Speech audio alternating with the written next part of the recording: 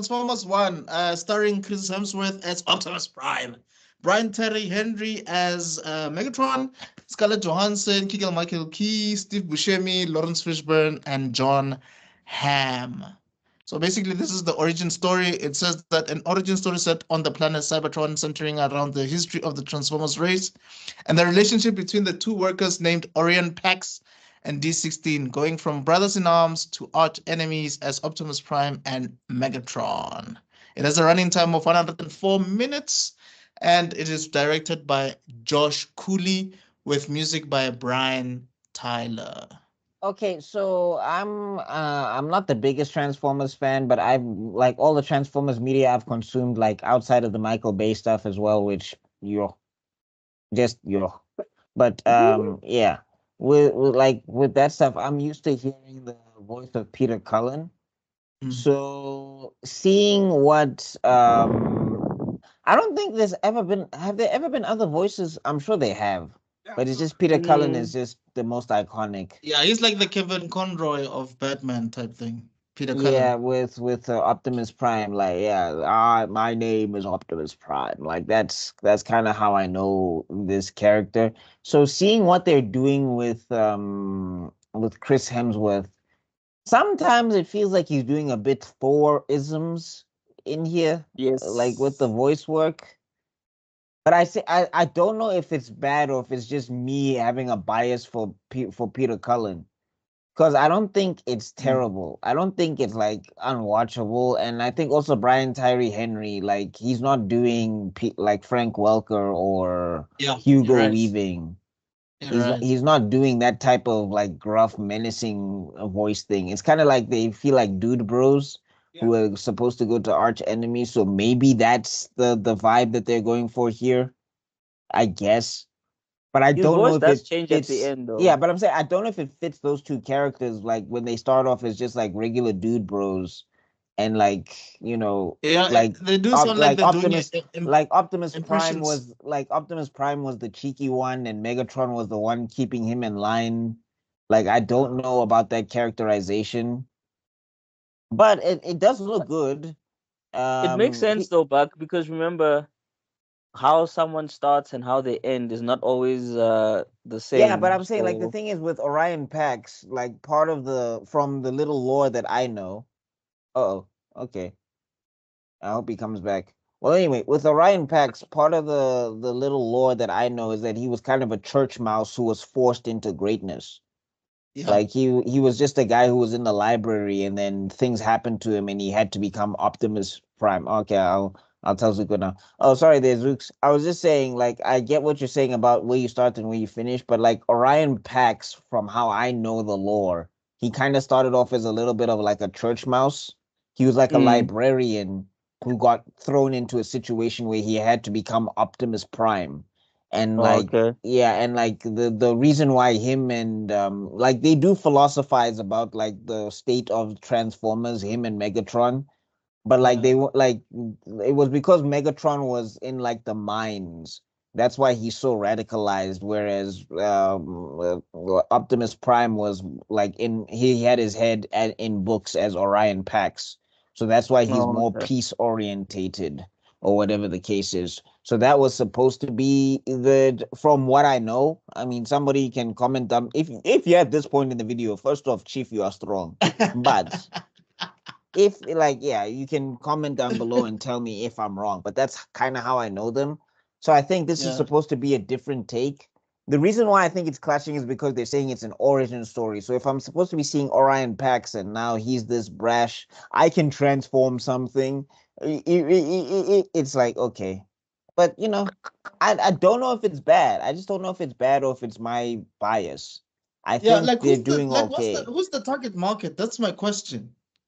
Like if it's supposed to be Transformers fans, I don't know if you're gonna get them with this. And if it's supposed to be kids, I don't really know if you're gonna get them with this either. Like No, that's what I'm I asking. feel like you would go to Peter Cullen to pull in that crowd since he can still do it. Or you get a somebody who can approximate not Peter Cullen directly, but just give that Peter Cullen vibe with Right. Optimus. Yeah. Okay. Anyway, Zooks. box office. It's animated and it's got a lot of names. I can maybe see 400 million plus, maybe. And it's also Transformers. Transformers makes money, so I can see 400 million plus. Transformers Okay. makes money no matter how crap the movie is. It's Yeah. just like, what the hell No, is except this for thing? Transformers 5, because Transformers 5 did not perform well. Is it? Yeah. That was The probably fifth the first one, one. the fifth one did not perform too well. Is it the Beast Wars one? No, not Beast Wars. I'm talking about the Michael Bay movies where with the Oh, sword. with Mark Wahlberg. Yeah, where basically Mark Wahlberg gets a sword and all of that stuff, and Optimus And the Prime disappears for Dino. 2. No, no, Bro, I I'm not didn't know talking what about was the happening dinos. there, bro. I'm talking about basically what was it? Yeah, they had Merlin and like one like the girl was a descendant of Merlin and all of that stuff. Oh wow. I know I watched it, but I don't remember. And Like that just also, shows what's her you. face? Like they had a small girl. Yeah, I fight like a girl. Yeah, I fight like a girl or whatever. What was her name? Yeah, no. Yeah, it was Transformers 5. That one did not do too well. Oh, where here's how you know it. Where Bumblebee and Optimus fight enough for the trailer. There we go. Yeah. All right. Mm. Zeus. Yeah, I'm agreeing with Buck. The whole Optimus being the brash and Megatron being the calm one was weird. And then both of them, like it doesn't like the reason X-Men works is because Charles grew up in a certain way and Magneto grew up in a certain way.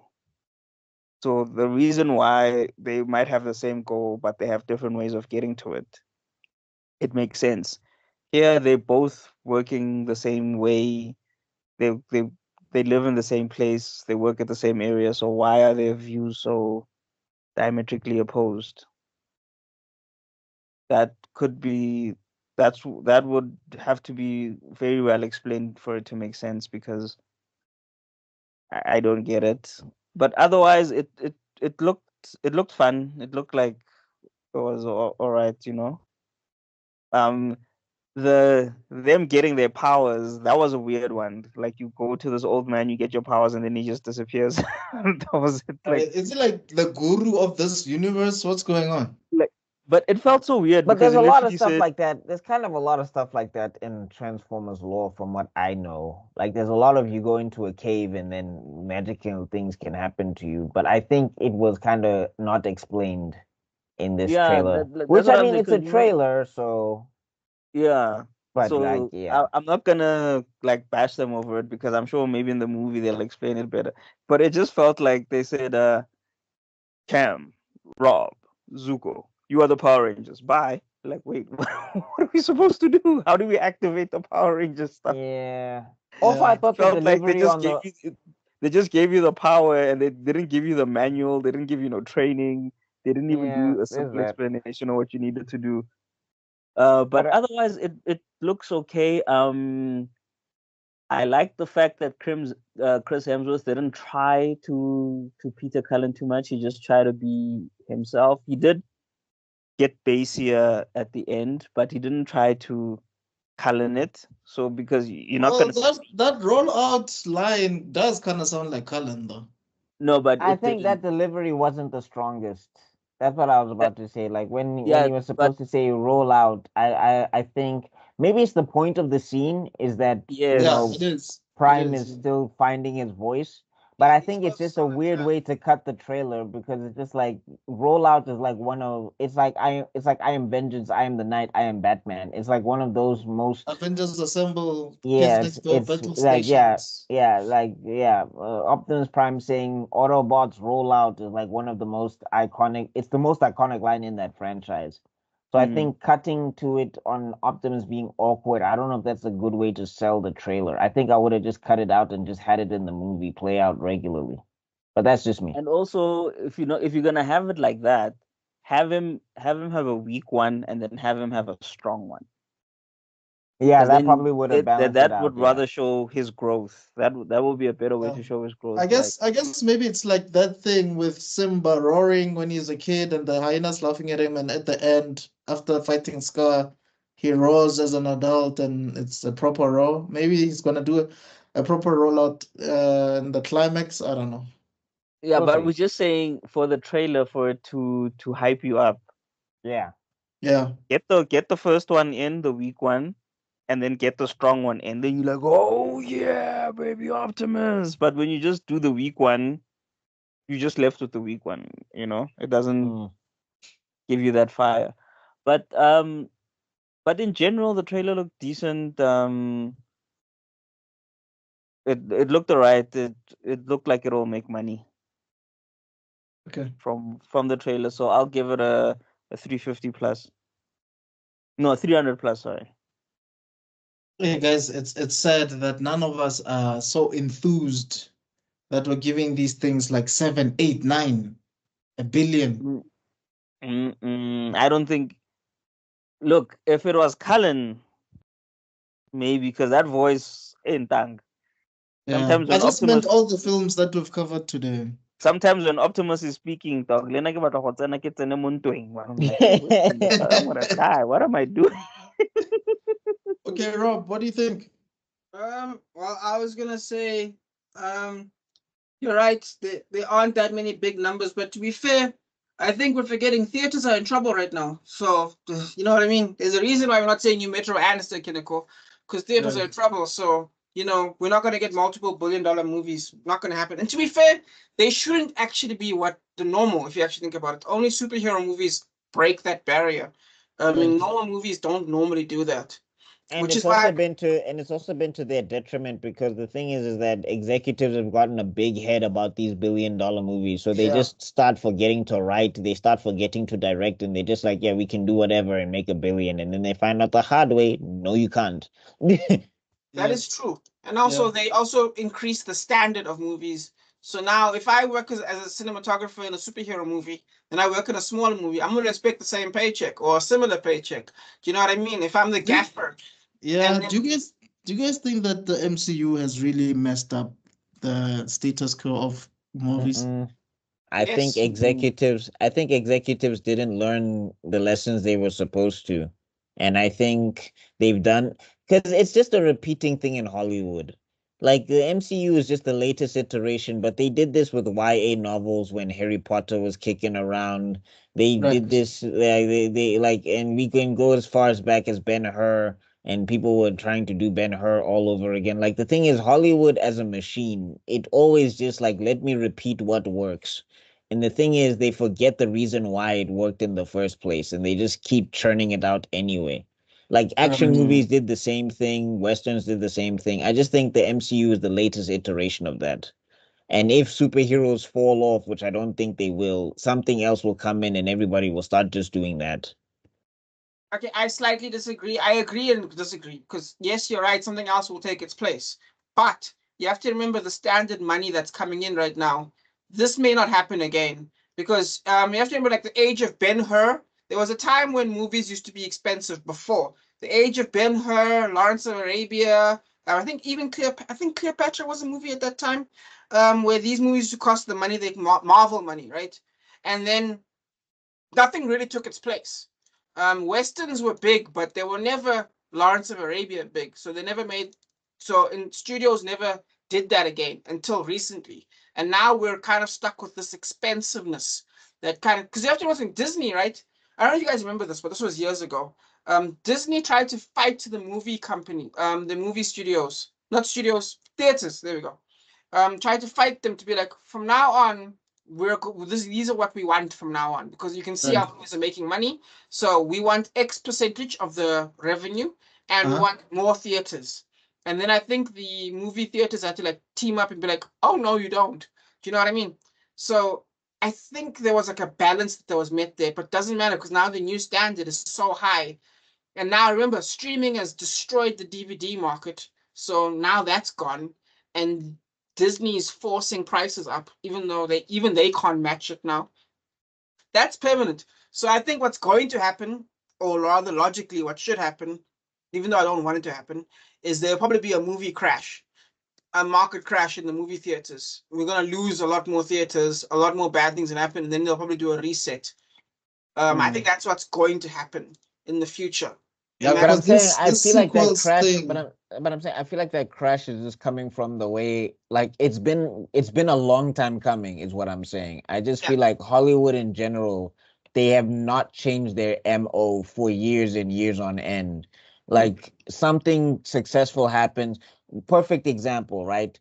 Matrix comes out and now every movie has a slow motion scene. So Okay. it's just kind of, I feel like because of it became a conveyor belt or whatever the case is, like, and then now on top of the expensiveness that you're mentioning, like they're not doing anything to like kind of earn the money. Like they're not doing anything to put butts in seats. So it's like, oh, okay, yeah. So I can definitely see like a whole like, yeah, like it's gonna be bad for a while. Like movies are gonna maybe go away, maybe streaming will become consolidated, and then yeah, boom, and then theater comes back somehow. Yeah, I can see that happening.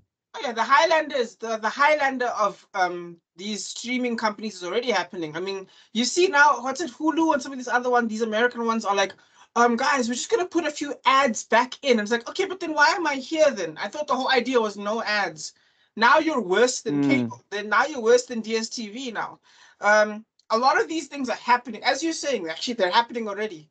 But just to give you an idea, just like you said, like the Matrix was so big, right? That people started copying the Matrix, which was a Bullet huge time. thing. Yeah. Now, remember the mega beast that was the Matrix, 462 million. That's a failure today. Yeah, it is. That's a box office fail Damn. today. Well, That's no, I mean it's relative to the budget though. It's relative to the budget. budget was 63 million. No, I mean it doesn't look impressive because the MCU has trained us to think that movies should make $1 billion. Yeah. But Yeah. like, yeah, I Yeah. think that's the thing. That's Like my it, point. We've been yeah. trained, and now the studios. Indiana Jones cost 200 million. Why? Yeah. Why?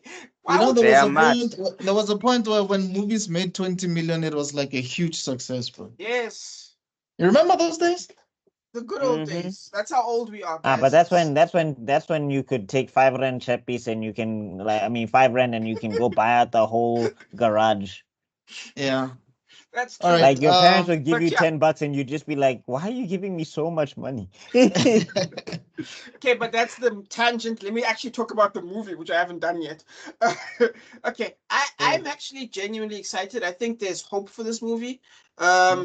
Because to me it gave me potential. What's his name now? Black Panther. Michael B. Jordan. What's his character again? Killmonger. Killmonger vibes. There we go. I'm like, oof, if they do it right, this could give us Killmonger 2.0 vibes. I feel like the market would want something like that, especially if they somehow manage to make it intelligent without having to go too dark, obviously. This has the potential to be fantastic. I think it has so much potential. And just so you guys know, 14 million views in the trailers. So, it's got positive energy. So it's definitely not going to be under 100 million. I don't see that happening. So I'm going to give it a positive plus 450 million just to separate myself. So I'm going to give it So positive. me and Zuko did plus 300, right? I've Yeah. got here. Okay, no, I've got minus 400 for Buckmeister. So plus 300. Oh. Oh, are you going to keep it or change it? Let me say plus 400. I'll say plus 400. Okay, so plus Because 400. it's a Transformers. Like Transformers as a brand is still like it's still strong-ish. Like the merchandise still sells. It's definitely giving Hasbro a lot of money. And like people like love market. Optimus Prime and Megatron. So like getting to see the origin of that or the Yeah. version of this one is And it's gonna Bumblebee. yeah. But I'm going to say it is based entirely on word of mouth. I think if it relies on the IP in itself, it won't break 200. I think if it turns out that it actually does give a positive Killmonger vibe with Megatron having like you almost understand Megatron more than you understand Optimus, which a lot of writers like to do nowadays with a lot of their writing and their Yeah, But story. I have you- feel like have you that's seen also kind of Mufasa? lazy. I feel like That's it's very very lazy. lazy. Yeah, it's giving Mufasa vibes. Yes, I think if they do that, if Yeah, they win on 'cause that, it's like, yeah, because Yeah. when you look at Mufasa, like Scar is actually a prince of a pride of lions, like, and No, but Mufasa like is just like some that orphan is just a cub. travesty upon the And source material. Good God. Yeah, it Travis. makes it makes no absolutely no sense, sense. dog. Because people Yeah. in the comments were saying, yeah, then that means that Scar was right. Like, but Yeah. going back to this, Hey, dog, we live in a world where going they back to want to say this, God is evil. Yeah, but yeah, going back. I feel like Scarlett Johansson is actually sidelined in this thing. Maybe it's because maybe her character is not as iconic as Optimus, Megatron, or Bumblebee. no, But I Yes, just no. feel I like, was like, why is she I- there? Yeah, yeah, I feel like why is she there? Like her role could have been played by anybody else. Like anybody could have played her they wanted role. to amp But it Yeah, up. but I give it anyway, give going back to Optimus. this, yeah, look, some of the action sequences look decent. That whole thing that you guys were talking about now, it's been done to death. I mean, I think you and I, Rob, were talking last week. We were using Moses and Ramesses as an example in the prisons of Egypt, that we've seen it before. Yeah. You know. Yeah. So maybe the Transformers franchise should just take a rest, because I don't think they're gonna make the money that they assume that they're gonna make. Lego Batman made like over $1 billion, if you remember. Mhm. But that was good Yeah, Lego storytelling Batman and made word like of mouth. Remember, that was word of mouth. Yes. And I have but seen there's some marketing for Transformers. Sorry, I was going to say I've seen some marketing for this, so that's a positive sign. I don't think it's gonna make $1 billion, but I think it might make 500. Okay, maybe around 600 minus. I think the Transformers fans are also loyalists. Like they don't want this thing to go away. So I think they'll try and support it Loyalists. anyway. And also they're not Michael Baying. Like this does feel like some OG, like they're trying to take OG Transformers and put a twist on it. Yes. So I think for that alone, people are gonna be like, "Oh my God, let me give this a shot." By But OG, you mean the 1980s animated 1980s film, right? G1 animated, yeah. Basically that's what they're gonna try and do. But like then after that initial shock or whatever, then it's up to word of mouth and the actual quality of the film, because designs won't save it. There's been other Transformers series that have come out, like there was one on Netflix and Transformers fans did not like it, even though it did all the G1 classic stuff. So I think the John Cena one didn't even make money. What is it called again? Bumblebee or something? Bumblebee. Didn't it make I'll tell you now. 468. So From a budget of 135. not terrible, Barely. but No, not terrible. terrible. Not that profitable. It's not bad. Yeah, not bad. but it's not touching what the Michael Bay movies were doing. Yeah. Except for the last one, maybe. So that's makes me think. But now I'm gonna keep my number here. I think about the All right. same. Yeah. So that's about it, right? Yeah, that's everything. Yeah, that's everybody.